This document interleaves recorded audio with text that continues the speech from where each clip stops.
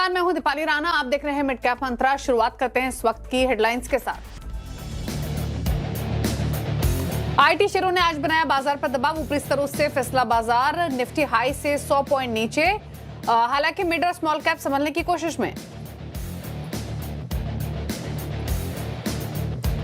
AI के नए challenge से आईटी शेयरों में हाहाकार। आईटी इंडेक्स 6% फिसला, करीब 2 लाख करोड़ का मार्केट कैप साफ। दिग्गज टीसीएस, इन्फोसिस, एचसीएल टेक 8% तक टूटकर निफ्टी के टॉप लूजर्स में शामिल। कोफोर्ज और पर्सिस्टेंट सिस्टम में भी भारी गिरावट। आज के बिग स्टॉक्स में शेयरों पर हुआ था सटीक एनालिसिस। आज तेल और गैस शेयरों में सबसे ज्यादा तेजी। इंडेक्स करीब 1.5% मजबूत। ओएनजीसी, कोल इंडिया निफ्टी के टॉप गेनर्स में शुमार। साथ ही ऑटो, मेटल और कंज्यूमर ड्यूरेबल्स में जोरदार तेजी। तीनों में इंडेक्स 1 से 1.5% मजबूत। वहीं कैपिटल मार्केट में रौनक, लेकिन डिफेंस स्टॉक्स कमजोर।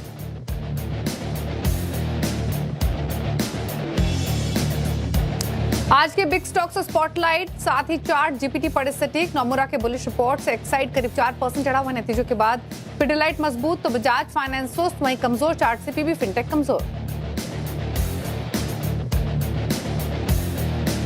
Next generation fighter jets programme में नहीं चुने जाने से एचएल में 6% से ज्यादा की गिरावट। मामले पर एचएल की सफाई, कहा मामले में डीआरडीओ की ओर से प्रतिक्रिया का इंतजार।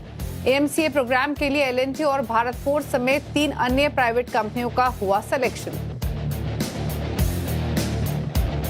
वायदा के नियमों में फिलहाल बदलाव का नहीं है कोई विचार। सेबी चेयरमैन तुहिन कांत पांडे ने कहा पर्याप्त है एफएनओ के मौजूदा नियम।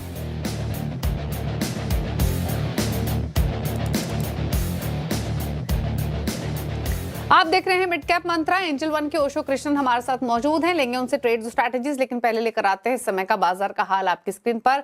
कल की शानदार तेजी के बाद आज बाजार का मूड माहौल कैसा है, क्विक चेक अब तक का देख लेते हैं। शुरुआत करते हैं निफ्टी के लेवल्स के साथ, जहां पर आज के कारोबार में लेवल्स 25,718 के देखने को मिल रहे हैं। एक दायरे में ट्रेड हो रहा है। सुस्ती कल की जोरदार तेजी के बाद आज मार्केट्स में देखने को मिल रही है।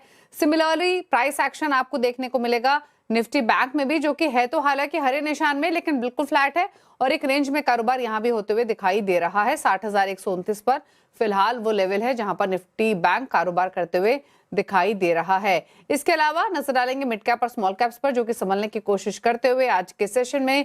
कल यहां भी रिकवरी शानदार थी और आज के सेशन में वापस लोअर लेवल से संभलकर अब हल्की बढ़त लेकर मिड कैप इंडेक्स कारोबार कर रहा है। और सिमिलरली स्मॉल कैप इंडेक्स में भी 137 अंकों की बढ़त देखने को मिल रही है। यहाँ इनफैक्ट बाइंग है ठीक ठाक, लगभग 0.1% ऊपर है। जो ब्रॉडर मार्केट में एक्शन देखने को मिल रहा है उसी की बदौलत आपको मार्केट की ब्रेथ पॉजिटिव दिखाई दे रही है। 1859 स्टॉक से जो कि बढ़कर कारोबार कर रहे हैं, 1075 स्टॉक से जो कि गिरावट के साथ कर रहे हैं कारोबार आज के सेशन में।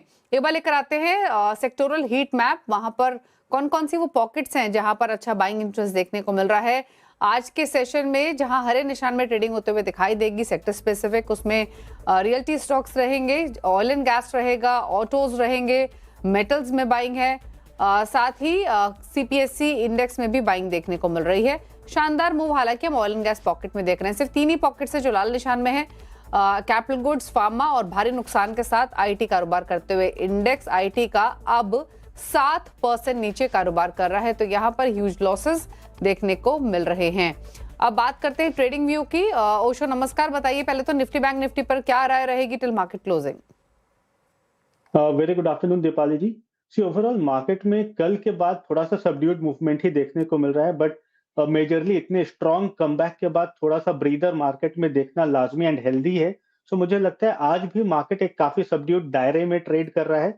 बट इंट्राडे की बात करें तो 25,650 620 स्पॉट लेवल्स पे काफी स्ट्रॉन्ग सपोर्ट लेवल्स है। एंड बुलिश बायसनेस के साथ that means by on dips का ही अप्रोच रखना चाहिए निफ्टी पर।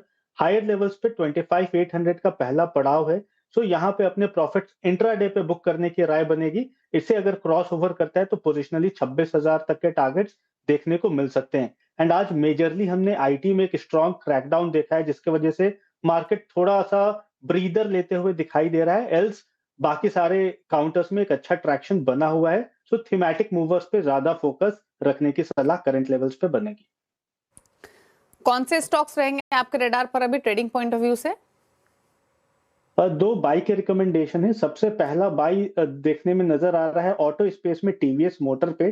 टीवीएस मोटर में एक अच्छा ट्रैक्शन बन रहा है। मुझे लगता है जिस हिसाब से कल गैप अप को काफी स्ट्रांगली सस्टेन कर रहा है। एक अच्छा रुझान यहाँ से देखने को मिल सकता है आने वाले दिनों में। सो टीवीएस मोटर पे करंट लेवल्स पे बाय करने की राय है। 3670 का स्टॉप लॉस मेंटेन करना है एंड 3840 से 3860 तक के टारगेट्स हमें 1 से 2 दिनों में देखने को मिल सकते हैं। सेकंड काउंटर है ब्लू स्टार। ब्लू स्टार में अगर हम देखें तो काफी स्ट्रांग सस्टेनेबिलिटी दिखा रहा है अपने 200 डे सिंपल मूविंग एवरेज के ऊपर एंड टेक्निकली काफी साउंड लग रहा है काउंटर। सो मुझे लगता है यहाँ से एक अच्छा रुझान बन सकता है। काउंटर में 1920 का पहला टारगेट रहेगा एंड 1800 के स्टॉप लॉस एडवाइस रहेगी इस काउंटर पर। ओके, तो ये राय रही आपके लिए ट्रेडिंग पॉइंट ऑफ व्यू से, जहां पर पोजीशंस आप ब्लू स्टार में बना सकते हैं। साथ ही खरीदारी की सलाह दी गई है ब्लू स्टार के अलावा टीवीएस मोटर्स में। लेकिन चलिए मिड कैप्स का हाल लेकर आते हैं आपकी स्क्रीन पर और देखते हैं क्या रुझान देखने को मिल रहा है। इंडेक्स तो हमने देखा हल्की बढ़त के साथ कारोबार कर रहा है। शुरुआत करते हैं उन पॉकेट्स के साथ जहां पर नुकसान है। आईटी इनफैक्ट एक मात्र ऐसा सेक्टर है जहां पर हैवी लॉसेज आज कारोबार में देखने को मिल रहे हैं। और आप मिड कैप आईटी का हाल देखिए, वो स्टॉक्स जो कि मिड कैप आईटी में बेहतर समझे जाते थे वहां पर ज्यादा नुकसान है। 8% नीचे कोफोर्ज, पर्सिस्टेंट सिस्टम 6-7% नीचे है, 6-7% नीचे एम्फोसिस है, ओरेकल 4-4.5% नीचे कारोबार कर रहा है। एनर्जी स्टॉक्स तेज हैं आज के सेशन में। ऑयल इंडिया 5% ऊपर, 5.5% ऊपर चेन्नई पेट्रो, एमआरपीएल 3.25 और आईओसी में भी 2.25% की तेजी देखने को मिल रही है आज के सेशन में। तो ये है फिलहाल वो दो पॉकेट जहां पर एक में सबसे ज्यादा नुकसान और एक में सबसे ज्यादा तेजी देखने को मिल रही है। लेकिन आईटी में जो नुकसान है उसके पीछे एक इंपॉर्टेंट खबर है। दरअसल एआई, उस पर हम आगे शो में बातचीत करेंगे, लेकिन इस बीच एआई सेक्टर की दिग्गज कंपनी फ्रैक्टल एनालिटिक्स अपना आईपीओ लेकर आ रही है। फ्रैक्टल का 9 फरवरी से 11 फरवरी तक सब्सक्रिप्शन के लिए खुला हुआ है आईपीओ। जो प्राइस बैंड है 857 से 900 रुपए प्रति शेयर तय किया गया है। कारोबार और बिजनेस के आउटलुक पर बातचीत करने के लिए हमारे साथ है कंपनी के को फाउंडर श्रीकांत वेलाकर्नी और साथ ही सीएफओ अशरत भट्ट हमारे साथ मौजूद हैं। नमस्कार आप दोनों को ही, स्वागत है आपका। और इनफैक्ट सबसे पहले तो जानना चाहेंगे कि एआई या फिर डेटा सेंटर्स, ये कुछ ऐसी चीजें हैं जो कि एक्सपेक्टेड हैं कि आने वाले सालों में स्ट्रॉन्ग ग्रोथ दिखा सकती है। आपकी कंपनी किस तरीके का बेनिफिट इन ग्रोइंग टेक्नोलॉजीज का उठा सकती है? किस तरीके की ग्रोथ आप एंटिसिपेट कर रहे हैं? जी थैंक यू। फ्रैक्टल एक एंटरप्राइज एआई कंपनी है।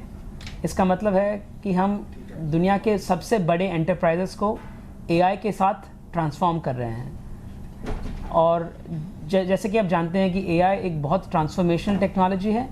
इससे हर प्रोडक्ट सर्विस इंप्रूव हो सकता है, कंपनीज की ग्रोथ प्रॉस्पेक्ट्स इंप्रूव हो सकते हैं, उनकी प्रोडक्टिविटी इंप्रूव हो सकती है, उनका ऑपरेशनल इफेक्टिवनेस इंप्रूव हो सकता है। सो फ्रैक्टल अपने सर्विसेज और कोजेंटिक प्लेटफॉर्म के साथ उनको ट्रांसफॉर्म करता है। और इन कंपनीज को हम कहते हैं मस्ट विन क्लाइंट।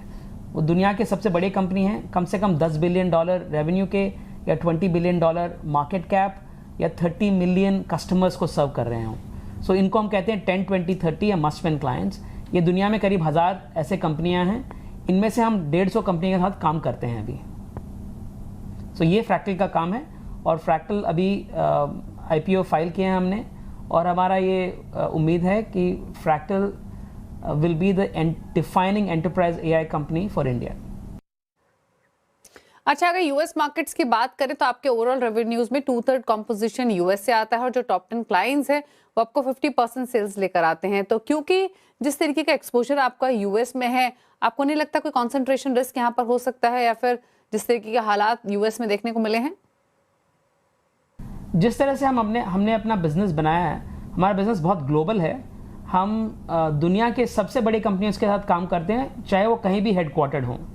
अभी जैसा कि आप देखते हैं बहुत बड़ी कंपनियां यूएस में हेडक्वार्टर्ड हैं, तो इस तरह से हमारा रेवेन्यू का मिक्स ज्योग्राफी वाइज इस तरह से है।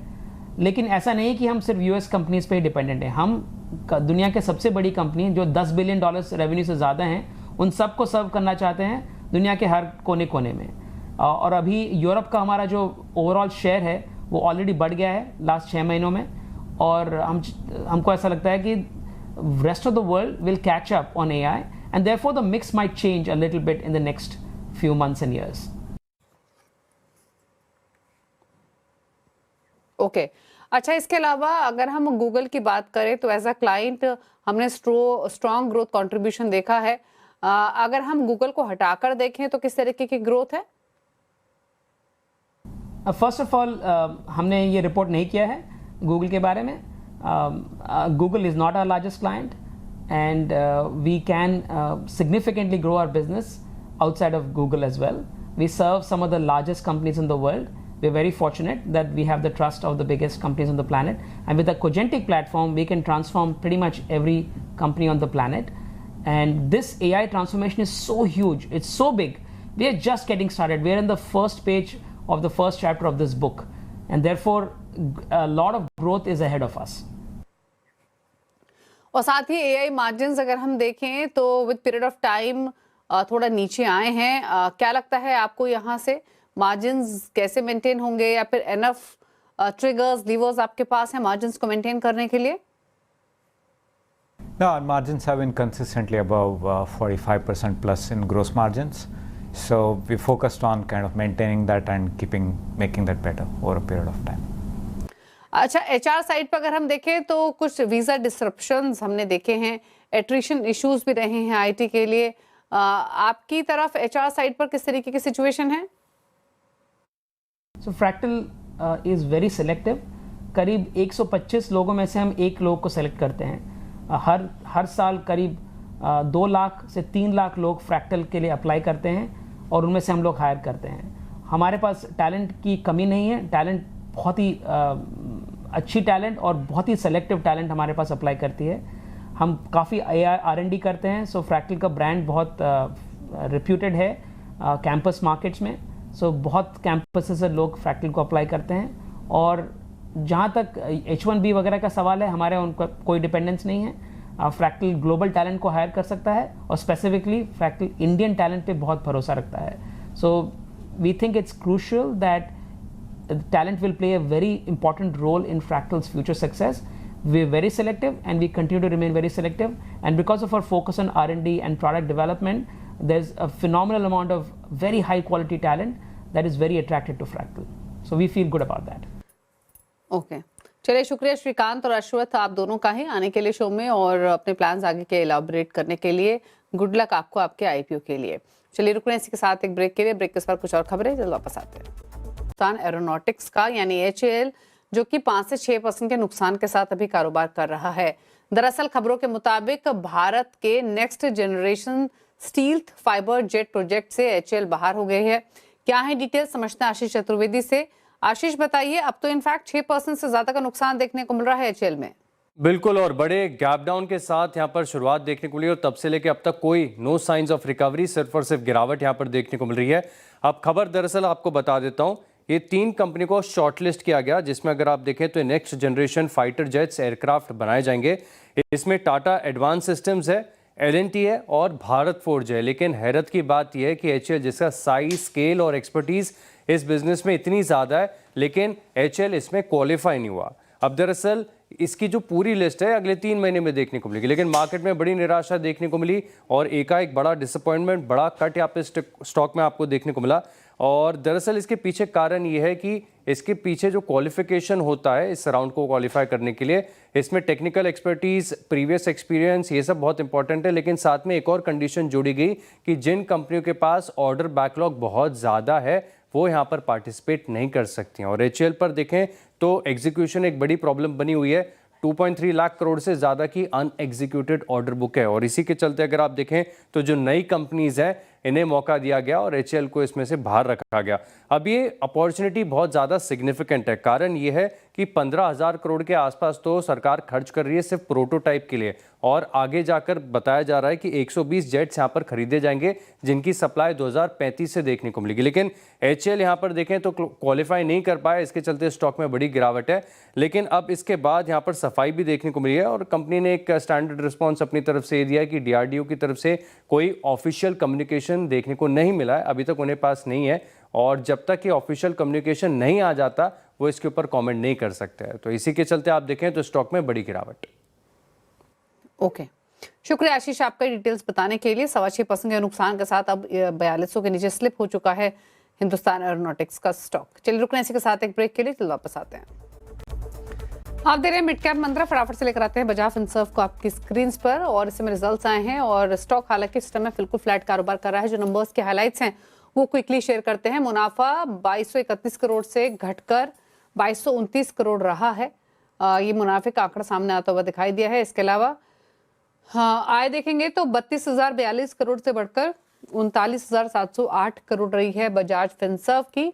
और साथ ही जो नेट इंटरेस्ट इनकम है वहां भी हल्का इजाफा देखने को मिला है। 11,132 करोड़ से बढ़कर 12,216 करोड़ के आसपास नेट इंटरेस्ट इनकम आते हुए दिखी है। लेकिन देखना होगा कि जो एनुअल प्रीमियम इक्विवेलेंट है या फिर वैल्यू ऑफ न्यू बिजनेस है वहां पर किस तरीके की ग्रोथ रहती है। But so far stock flat कारोबार करते हुए। चलिए रुकने इसी के साथ एक ब्रेक के लिए। ब्रेक के उस पार भी खबरें जारी हैं CNBC आवाज पर। आप देख सकते हैं एक छोटे से ब्रेक के बाद न्यूयॉर्क कंपनी। नमस्कार।